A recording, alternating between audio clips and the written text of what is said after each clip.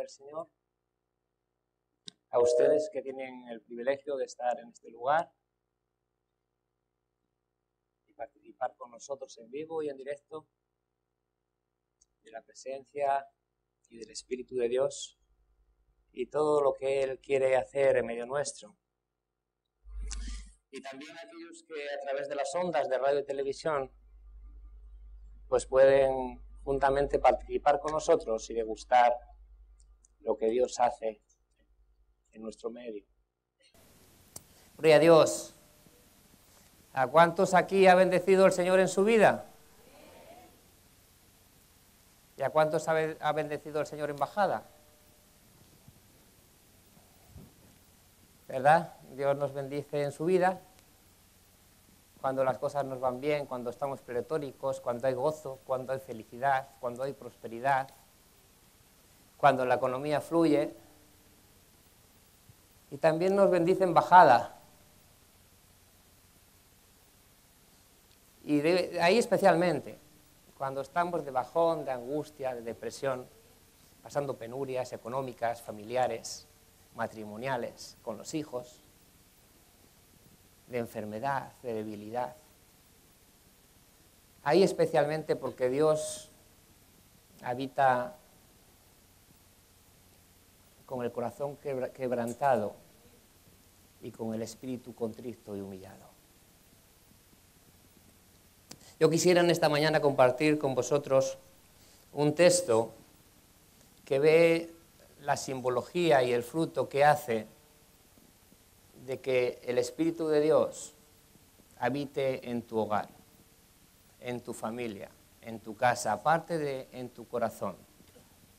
No que simplemente tenga un tiempo semanal, temporal, que tú le dedicas, no. Que haga morada en tu casa. Y para ello vamos a leer un texto que viene en el segundo libro de los Reyes,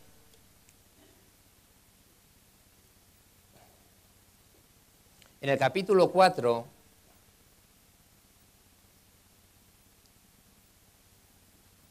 y leemos a partir del versículo 8, es una porción de la vida y obra de Eliseo. ¿Estáis ahí? Pues dice la palabra del Señor: aconteció también que un día pasaba Eliseo por Sunem, y había allí una mujer importante que le invitaba insistentemente a que comiese. Y cuando él pasaba por allí, venía a la casa de ella a comer.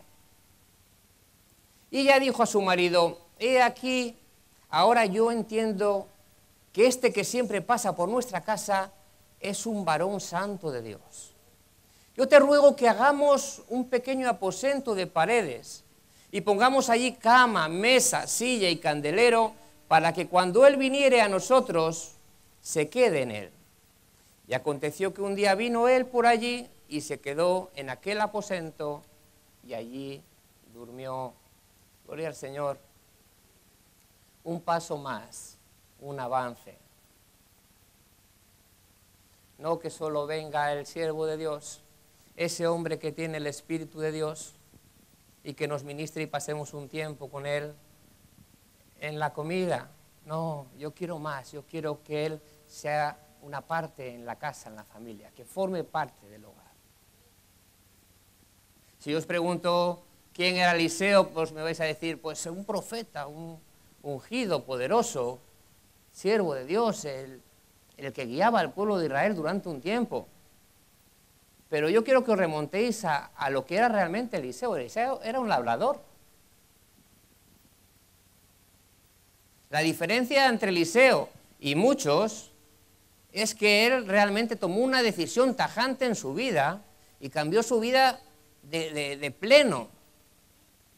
La Escritura nos cuenta cómo estaba labrando con 12 yuntas de bueyes, con su familia, con su padre. Él llevaba la última y vino Eliseo, el siervo ungido de Jehová, aquel que hacía descender fuego del cielo, aquel que enfrentaba a los profetas falsos de Baal y de Asera, que se sentaban en la mesa de Jezabel y del rey Acab, rey de Israel en aquel tiempo.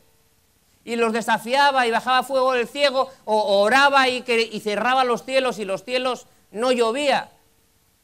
Aquel profeta que decía: vive Jehová, Dios de Israel, en cuya presencia estoy. ¿Recordáis esto? En cuya presencia estoy. Lo decía Eliseo, pero lo decía después Elías. Había aprendido, había sido discipulado por él.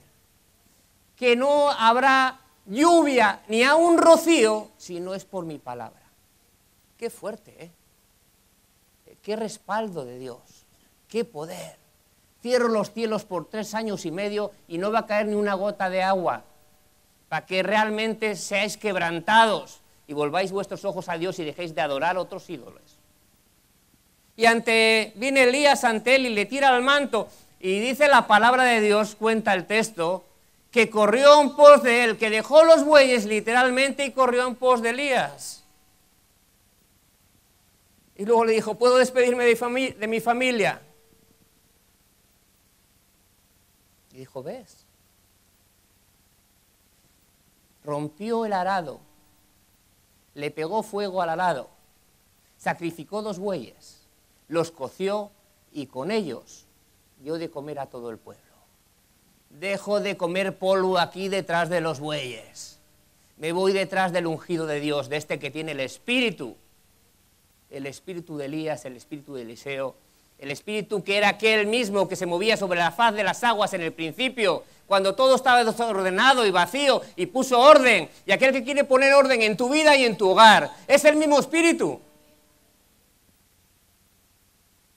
A muchos les es impedimento la familia. Qué triste me suena cuando alguien dice, yo quiero pastor, pero mi marido, yo quiero, pero mis padres. Yo sé que es la voluntad de Dios, yo sé que lo dice la palabra de Dios, yo sé que si obedezco a la palabra es bendición, pero se van a disgustar mis padres, se va a disgustar mi marido, se va a disgustar, y la familia les son impedimento para avanzar. ¿Será menester obedecer a los hombres o obedecer a Dios?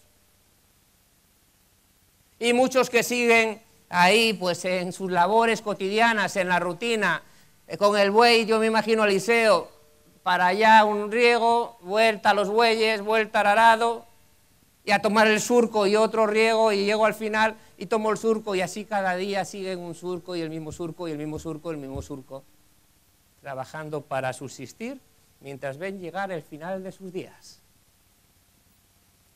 Pero Eliseo, digo, es el llamado más excelente que me envía el Señor, no lo desaprovecho.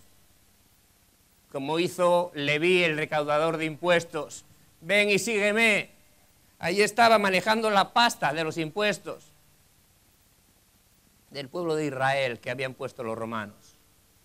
Y al instante le siguió. Dejó la recaudación. Y como hizo Pablo, ¿recordáis el texto? Vamos a leerlo en Filipenses, capítulo 3, verso 4.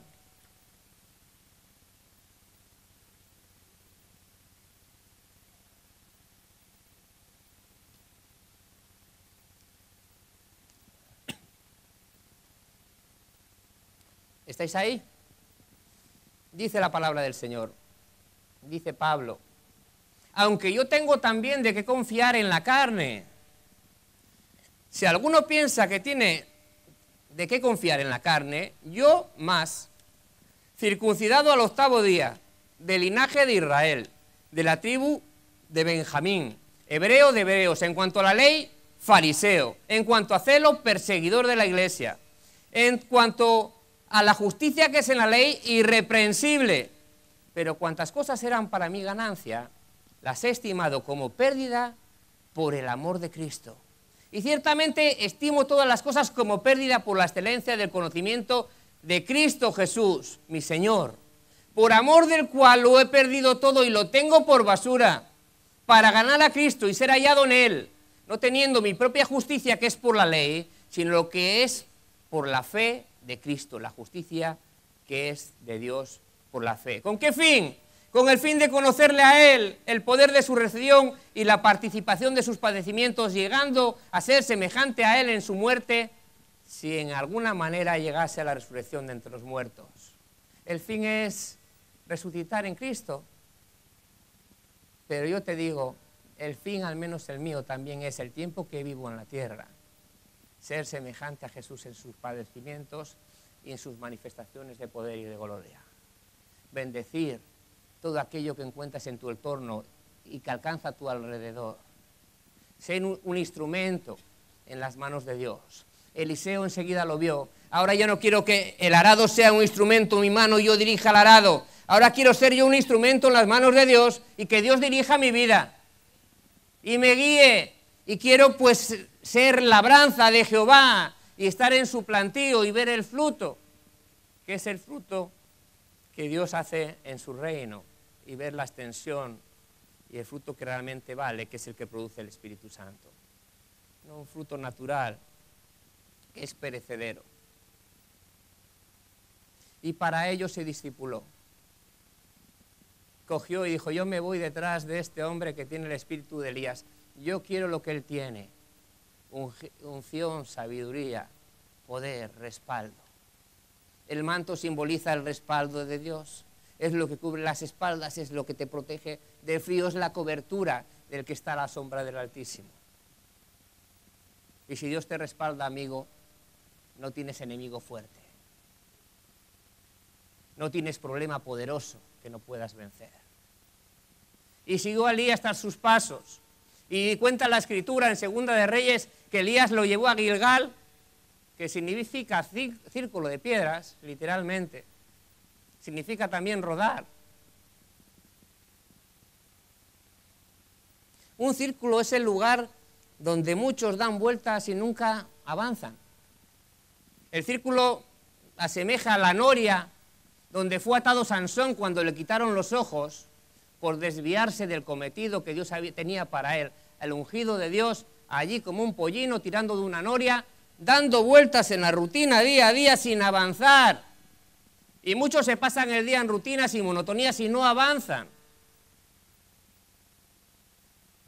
Y allí dijo el siervo de Dios, pues ahora me tengo que ir a Betel.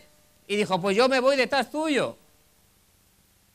Y en Betel, que simboliza casa de Dios, dice la palabra y cuenta que le salieron los hijos de los profetas y le dijeron, oye, pues no sabes tú que tu maestro, tu Señor,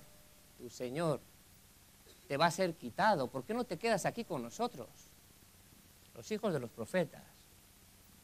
Los hijos de los profetas, para que entendáis, son aquellos hijos de hebreos que iban a las escuelas proféticas, que estudiaban la ley, y los patriarcas, que antiguamente los que han estudiado el Antiguo Testamento, pues también eran llamados profetas de Dios. Quédate aquí a estudiar con nosotros.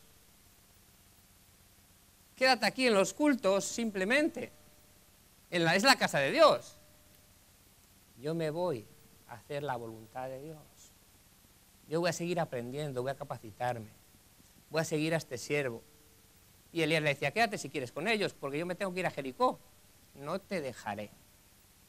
Hay muchos que se van un día detrás de uno, viene otro y esta predicación me gusta, me voy a probar, y andan cambiando de siervo, cambiando de iglesia, de aquí para allá, ni tienen constancia, ni tienen perseverancia, ni siguen a nadie y al final no consiguen nada. Qué triste.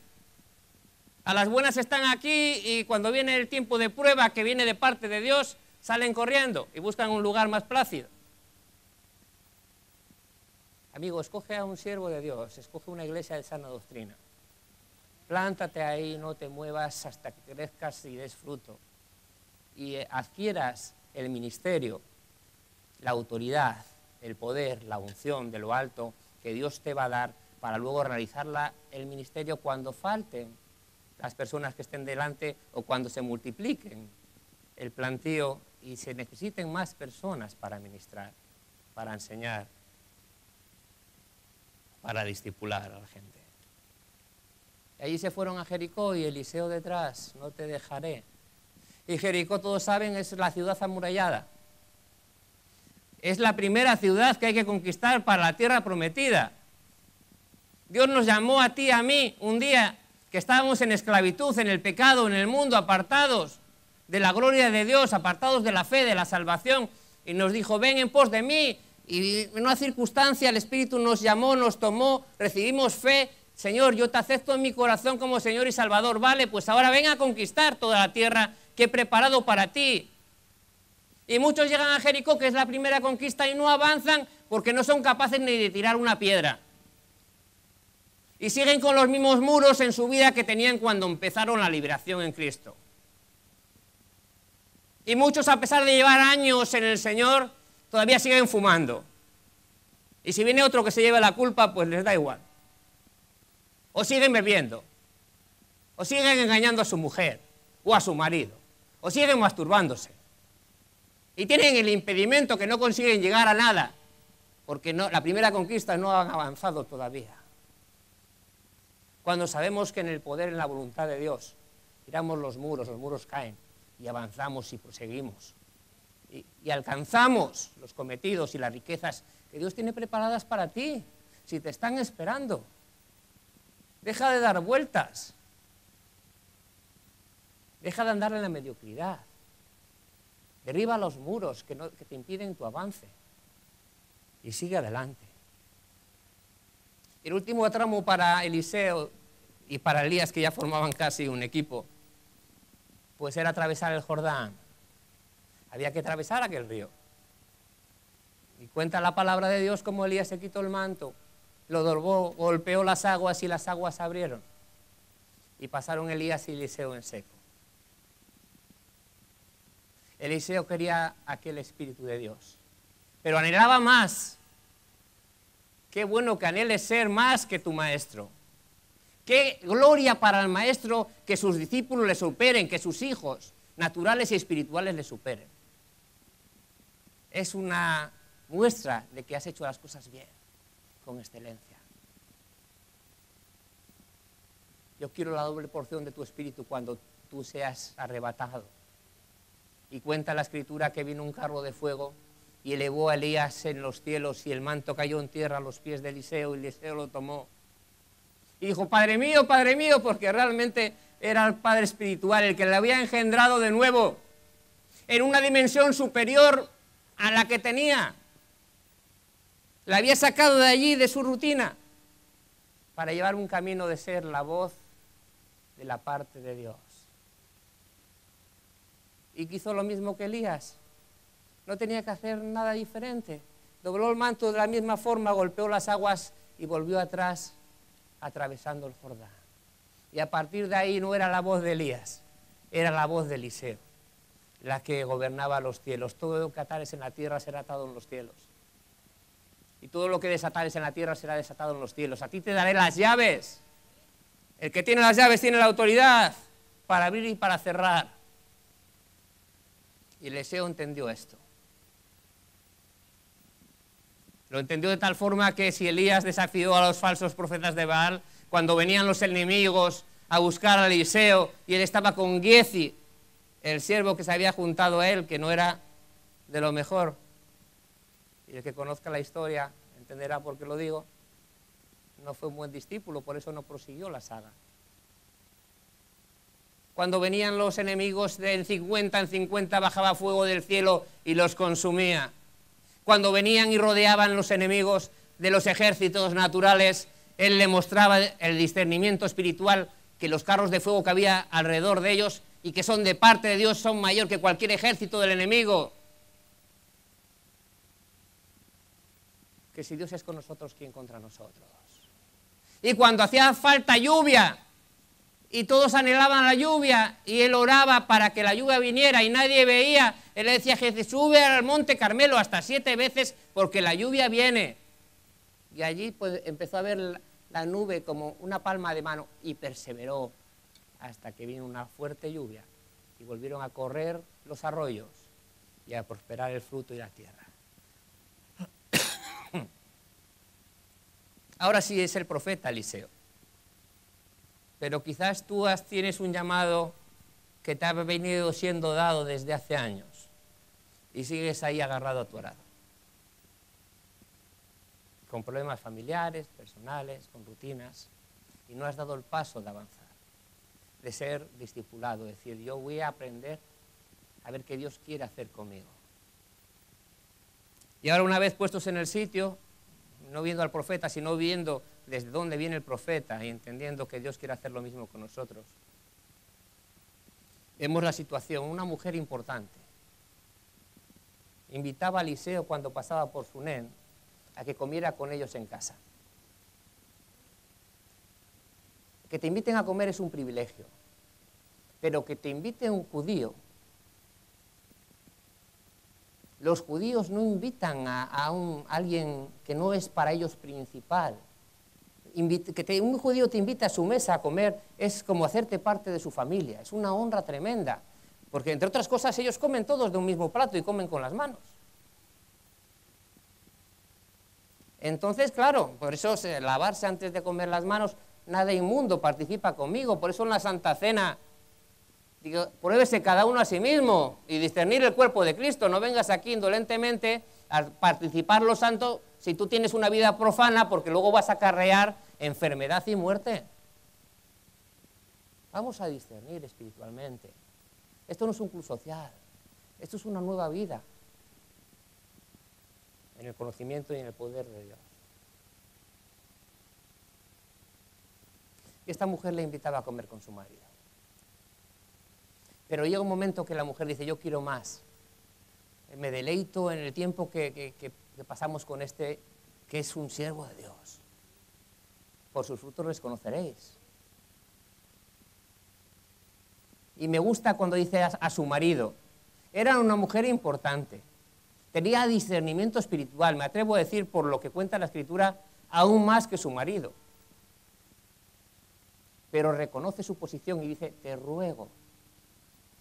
Reconoce la autoridad, porque en la familia qué bonito y qué bueno cuando uno reconoce su rol. Y saben que trabajan como un equipo. Como un equipo, juntos, no hay ni feminismo ni machismo. Estamos todos a lo mismo. Te ruego que me dejes que levante paredes y ponga cama, mesa, silla y candelero para que Él resida y viva con nosotros. Un paso más adelante, que venir a un culto es que la presencia de Dios continuamente esté en tu vida y en tu hogar. Para ello tienes que levantar paredes. Las paredes son límites. Algunos pretenden que Dios more en su hogar, teniendo una vida desordenada y en tinieblas. Es cierto que cuando viene alguien importante o invitamos a alguien a nuestra casa, a veces pues nos sujetamos y no hacemos cosas que habitualmente cuando no están las hacemos en el hogar. Bueno, me quito los calcetines que me apretan en los pies y pongo las patas encima de la mesa. Pero oye, pues si viene una persona que está delante, guardo la compostura.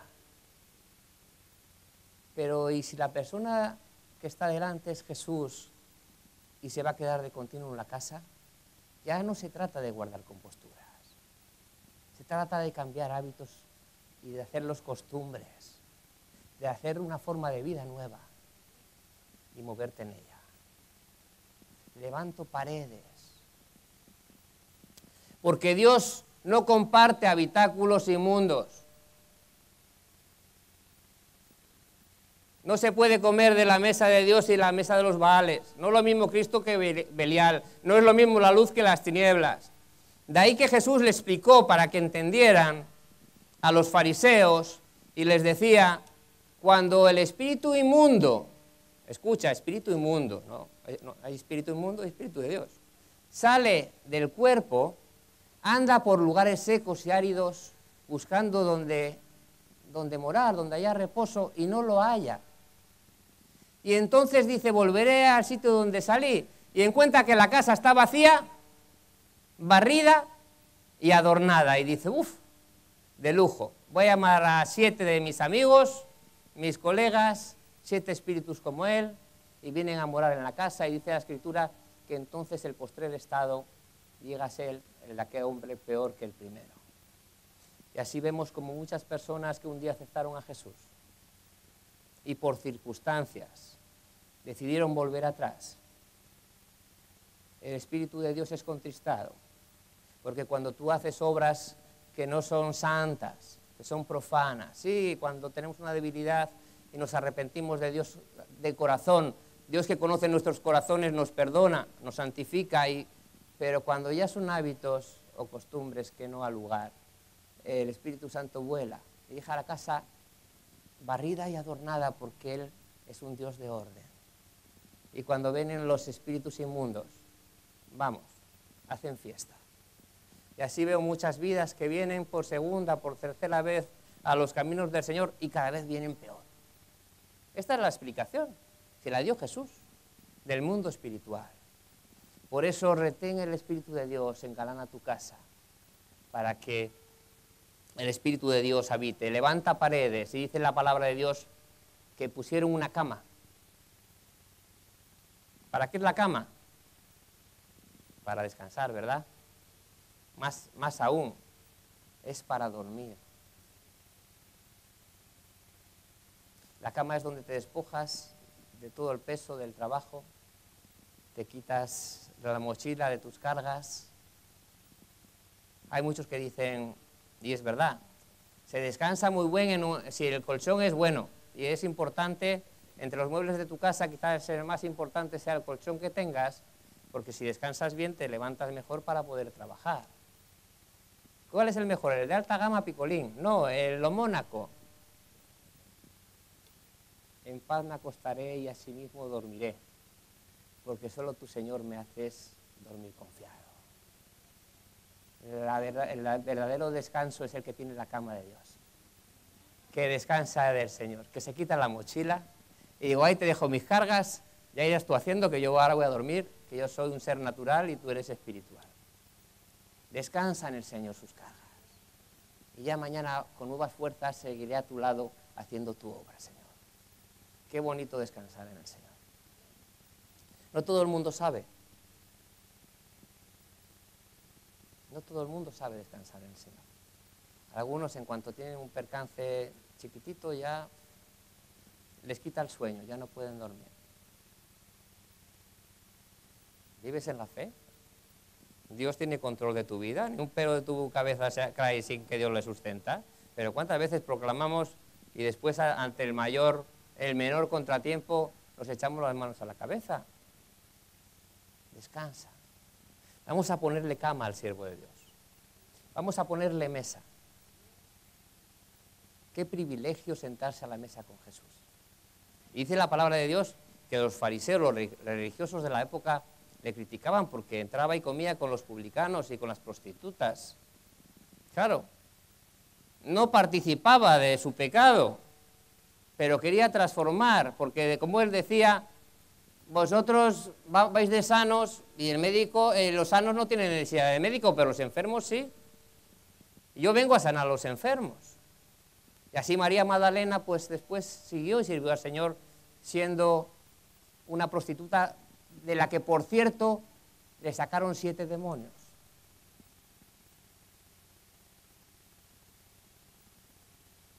Y así le vi el publicano que recaudaba impuestos y engañaba a los suyos, a los de su tierra, pues dejó de recaudar para morir por la causa de Cristo y predicar el Evangelio. Jesús venía a los suyos. Qué privilegio comer con Jesús, que Él parta con sus manos el pan y participar de su mismo pan. El que no coma mi carne y beba mi sangre no tiene parte conmigo. Que te dé a beber como hacían de una misma copa. Bebían todos, símbolo de la sangre de Jesús. Comer su carne como estamos comiendo hoy. Yo tengo el privilegio hoy de partir el cuerpo de Cristo y dártelo a comer para que el Espíritu Santo lo haga vivo en tu vida y tu hombre interior, en esa nueva naturaleza, cuando tú aceptaste a Cristo, vaya fortaleciéndose y creciendo para vencer el hombre natural, carnal que hay en ti, y que tengas una vida espiritual y no sigas teniendo una vida carnal sujeta al pecado y a las pasiones humanas. Qué privilegio sentarse a la mesa de Jesús. Me gusta el texto del salmo más conocido y citado, que es el Salmo 23. El texto donde dice, aderezas mesa delante de mí en presencia de mis angustiadores. Aderezas mesa delante de mí en presencia de mis angustiadores. O sea, no me importa el entorno ni los enemigos, la provisión en mi mesa no falta. Tú provees para mi casa y sabes de qué cosa tengo necesidad. Pero si tú analizas la palabra aderezar, va más allá. Aderezar es engalanar, es condimentar, es guisar, es adornar, es darle la sazón. O sea, los buenos maîtres gourmet, que hay premios a nivel mundial, la mejor cocinero es porque tiene el aroma, tiene el tacto, tiene la sutileza, tiene la vitamina, tiene el conjunto de sabores, da gusto comerlo. Y el Señor, a aquellos que son suyos, cada día no falta el sustento en sus hogares, pero no cualquier sustento, algo sublime, algo divino preparado por sus manos. La provisión de Dios está en nuestras mesas y nosotros tenemos el privilegio de verlo cada día. Puso cama, puso mesa y puso una silla. La silla, bueno, es para descansar. Seguro que estáis mejor ahí sentados que no de pie escuchándome.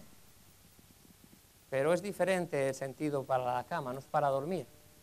Aunque hace poco se han encontrado sitios en Madrid y por ahí donde los chinos que son sacrificados ya no es que alquilen habitaciones ni compartan con varias familias por la necesidad monetaria, sino que alquilaban las sillas para dormir y así aprovechaban más las habitaciones y los que venían pagaban por una silla para dormir.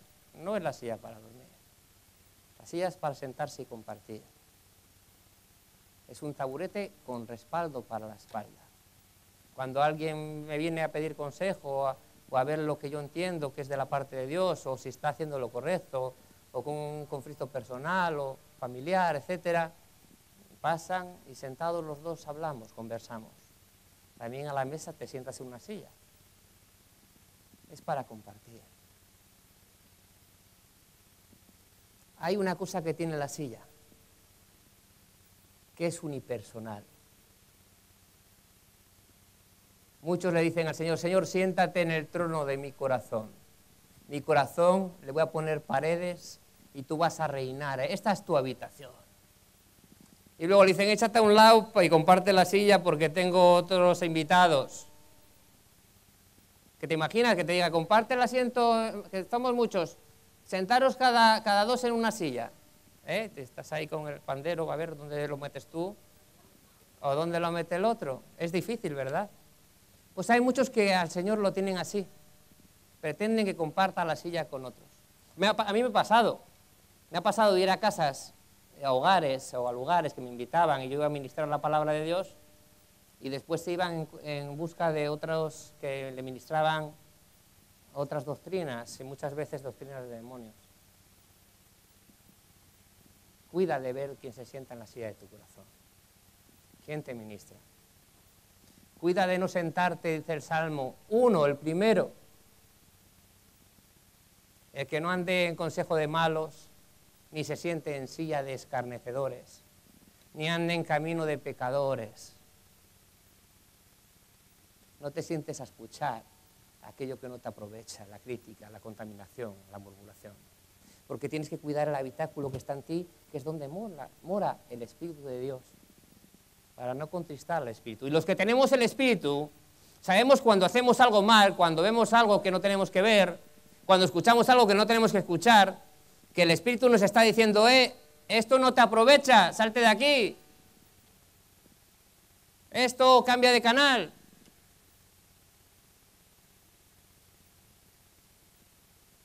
Para eso tenemos discernimiento y de aquellos que no tienen el Espíritu de Dios y que todavía no tienen la conciencia cauterizada por el pecado, pues también la conciencia le da testimonio de lo que está en orden y lo que está en desorden. Amén. ¿Cuántos dicen amén? Y lo más importante, la pieza más importante que yo creo que estaba en la habitación era el candelero. No cabe duda que el candelero es para dar luz. A veces la Biblia nos habla de candiles, nos habla de lámparas, de luminares. El candelero simboliza el testimonio de Cristo en la tierra. El candelero era aquella pieza hecha en oro puro, labrada a golpe de martillo, que tenía 7 brazos, la más común. Hay otras lámparas, pero no vamos a entrar ahora en eso, que representan las 7 manifestaciones del Espíritu de Dios. donde el testigo principal, el de en medio, con 3 a los lados, simboliza el testigo fiel y verdadero que es Jesucristo, a través del cual se vierte el aceite santo de la unción, y Él, Jesucristo, Él, por su Espíritu, nos transmite a los que somos testigos el poder y la unción para alumbrar. Y esa es la labor de la Iglesia. Vosotros ahora sois la luz del mundo. Eso simboliza el candelero.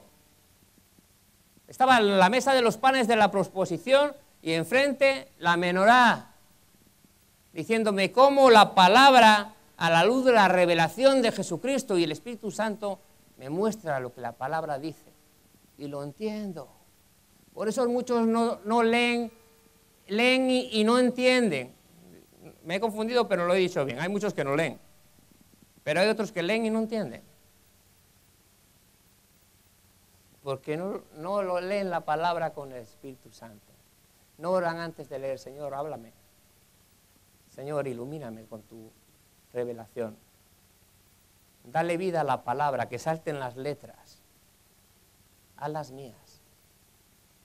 Vivifícame con tu palabra, que es la verdad.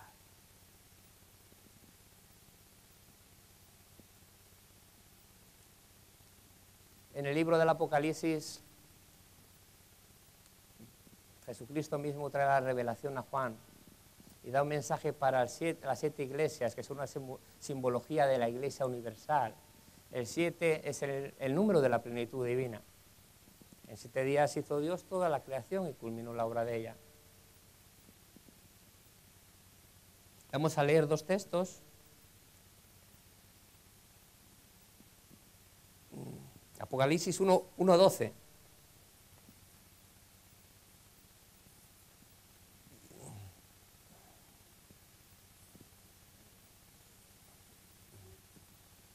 Dice el Señor, está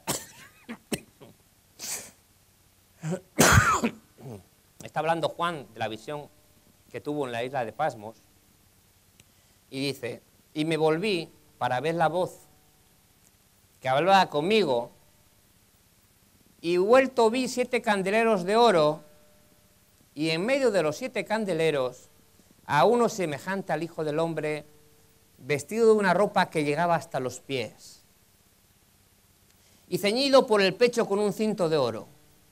Su cabeza y sus cabellos eran blancos como blanca lana, como nieve, sus ojos como llama de fuego, y sus pies semejantes al bronce bruñido, refulgente como en un horno, y su voz como estruendo de muchas aguas. Y tenía en su diestra 7 estrellas, de su boca salía una espada aguda de 2 filos, y su rostro era como el sol cuando resplandece en su fuerza. ¿Quién sería ese hombre? Es fácil, ¿verdad?, reconocerlo. No hay otro como él.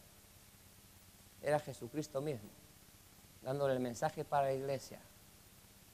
7 estrellas, 7 candeleros. La iglesia universal tiene que resplandecer. Y especialmente en este tiempo, como hemos visto en el vídeo, vamos a orar por España como nunca antes. Vamos a evangelizar.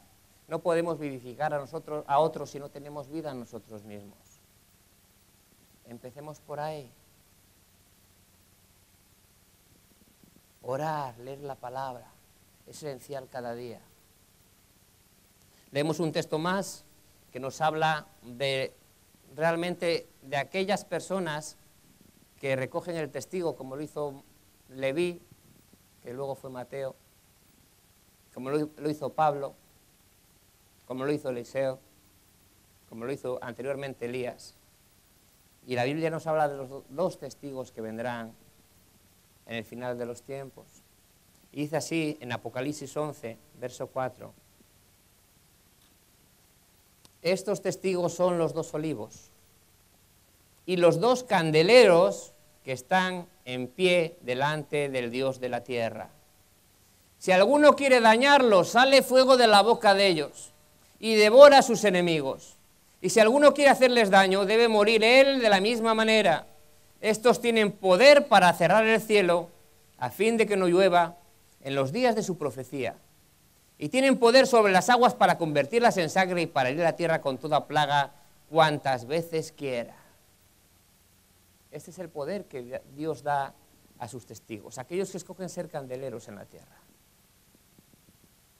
que quieren llevar su revelación a aquellos que no pueden ver porque no tienen luz. ¿Qué es lo que da la menorá? Luz. Y recibiréis poder cuando haya venido sobre vosotros el Espíritu Santo para ser testigos en Jerusalén, Judea, Samaria y hasta lo último de la tierra. Y si tienes la unción, porque el Espíritu de Dios está en ti, y realmente estás en tu casa, en tu hogar, en tu vida, intentando agradar a Dios, después vienen las manifestaciones de poder, que no es más que decir el respaldo de Dios. Este es mi siervo amado, en el cual tengo complacencia. Ojo, no lo toquéis porque el que le toca la niña de mis ojos. Y esa familia lo entendió. Qué bueno que en tu hogar entendáis este mensaje hoy. O en aquellos hogares de los que están escuchando a través de la radio o viéndonos a través de la televisión, en diferentes partes del mundo, porque el mensaje es el mismo. Dios es el mismo ayer, hoy y por los siglos, y el mensaje no ha cambiado. No cambia con el avance de los tiempos, es el mismo.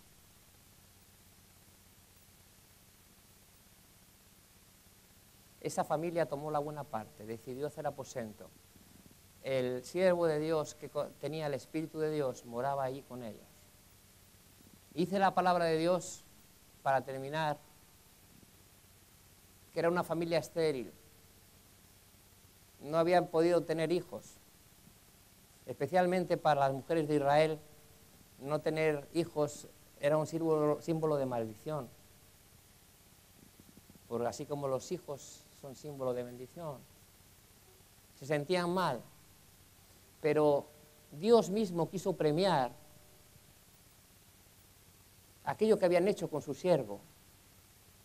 Y Eliseo le dijo a la mujer: antes de que acabe el año vas a concebir un hijo. Y se sorprendió. No juegues conmigo, no te burles de mí. Y cuenta la Escritura que concibieron hijo en ese hogar. Y Eliseo siguió su camino porque tenía cosas que hacer. Tenía mucho camino que andar y de andar en la voluntad de Dios. Y dice más la palabra. Dice que cuando el hijo ya era mayorcito, se fue al campo a ayudar a su padre en las tareas, en las labores del campo, y recibió un golpe de calor y cayó como muerto. Y se lo llevaron a su madre sin vida. Y lo primero que hizo la madre fue coger y llevar a su hijo y meterlo y ponerlo encima de la cama del siervo de Dios, de Eliseo. Dice: y lo voy a poner aquí, que aquí es donde está la unción. Pero no pasó nada. Entonces le dijo a su criado: prepara el asno, vamos a buscar al siervo de Dios. Y se fue a buscar a Eliseo. Y allí encontrándole, le dijo lo que le pasaba, lo que le atormentaba. Y Eliseo mandó a su siervo Giezi y le dijo: toma mi báculo, ves y no te detengas, no hables con nadie, y ponlo encima del niño para que vuelva a la vida. Y Eliseo se fue hasta la casa, le abrieron el aposento del siervo de Dios, le puso el báculo al niño, pero no pasó nada. Que no es la cama, que no es el báculo, que no es la varita mágica, que no son los métodos, así dice el Señor, que no es en el nombre de Jesús, que es el corazón que tú tienes. Si está el Espíritu, no está. No son las formas y las maneras, no hay metodología. Sí que hay discipulado, pero no metodología. Lo más importante es que el Señor de Dios y la presencia de Dios esté. Y Giezi no era precisamente un siervo de Dios. Si ese cometido se lo hubiera dado Elías a Eliseo, conociendo el corazón de Eliseo, seguramente hubiera ya hecho el milagro. Pero Giezi acabó muerto en un hoyo, acabó leproso por querer engañar al siervo de Dios, por codiciar las riquezas en vez de el servicio del Altísimo. Y tuvo que venir Eliseo. Y cuenta la Escritura que vino a la casa. Y pasó a su habitación, que era la suya. Y cerró la puerta. Y entró solo. Y se puso encima del niño y oró por el niño. puso sus ojos, su boca sobre su boca, sus manos sobre sus manos, y el niño empezó a entrar en calor. Y se fue y se levantó y volvió a orar andando por la habitación. A mí me gusta mucho orar andando. En mi casa, en el despacho, a veces me veis en el culto de acá para allá. Es mucho como andan los presos en la cárcel, que como tienen pocos metros de patio, tienen costumbre de andar de un sitio para otro. Pero orar. Elías oró por la habitación, oró por el niño y volvió a hacer lo mismo. Y dice la palabra de Dios que el niño estornudó 7 veces y volvió a respirar y volvió a la vida.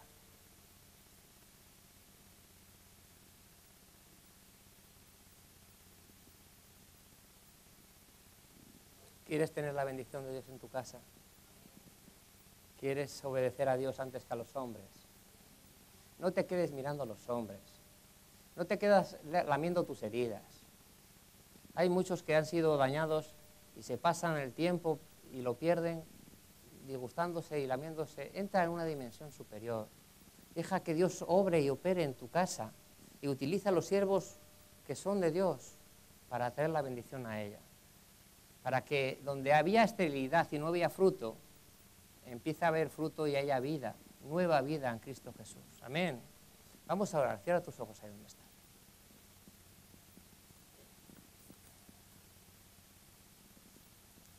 Gloria a tu nombre. Te amamos, Dios. Qué bueno eres, Señor. Gracias que tú aderezas mesa delante de nosotros. No nos falta el alimento. Te damos gracias por cómo lo condimentas, lo guisas, lo preparas. Porque es grato a nuestro oído y nuestros corazones. Queremos asimilarlo y que forme parte de nuestro organismo. Para que pueda fructificar en nuestro carácter, en nuestra vida, en nuestros hábitos, en nuestra conducta del día a día, para que tú te sientas gozoso de morar en nuestro hogar, Señor. Y nosotros podamos decir como Elías y como Eliseo, vive Jehová de los ejércitos en cuya presencia estoy. Queremos vivir de continuo en tu presencia, Dios. Vivifica las vidas que hay en este lugar. Aquellos que están dando vueltas, ayúdales a tomar una dirección para poder alcanzar metas. Aquellos que están en la rutina de venir al cultito y eso es lo que te dedican, Señor, que puedan emplear tiempo continuado para ti, Señor. Aquellos que tienen muros que son incapaces de derribar, ayúdales a romper las cadenas ya y avanzar en pos de la tierra prometida. Gracias que tú nos abres paso, allanas nuestro camino. Gracias por tu cobertura, tu respaldo, tu bendición. Gracias por Jesucristo, por tu Espíritu que nos trae la provisión y cubre nuestras necesidades conforme a tus riquezas en Cristo. Y gracias por el trato, aquello que aparentemente nos gusta menos, pero que es tu mano moldeándonos a tu imagen y semejanza, Padre. Bendice esta congregación, a cada familia aquí representada y a aquellos que nos escuchan también, Dios. Alcánzalos con tu mano de poder. Tú eres el eterno, Dios, el altísimo, el sublime. Bendice las vidas, transforma España, Dios. Cambia España. Que esta crisis sea el argumento para que muchos te busquen, Señor. Corazones contritos, humillados, espíritus quebrantados. Te lo pido en el nombre de Jesucristo. Amén.